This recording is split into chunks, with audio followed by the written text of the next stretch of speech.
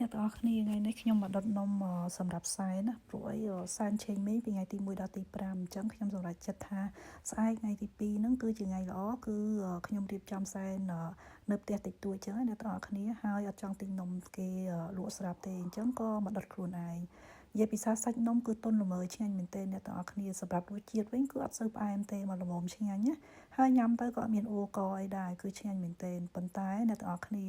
សម្រាប់នំនេះគឺខ្ញុំដុតអត់ទាន់ត្រូវព្រោះថាដាក់ភ្លើងទៅគឺអត់ទាន់ត្រូវ100%ទេទី1ខ្ញុំដូរជាក្រានថ្មីហើយទី2ហ្នឹងគឺខ្ញុំប៉ាន់ភ្លើងអត់ទាន់ត្រូវដោយសារតែ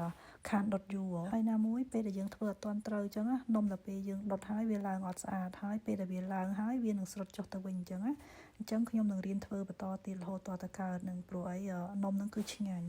ហើយណាមួយនំនេះអាចកាត់យកទៅធ្វើជានំខេកបានទៀតអញ្ចឹងទៅបើសិនជាយើងចេះគឺនំហ្នឹងគឺយើងអាចធ្វើនំខេកបានទៀតណា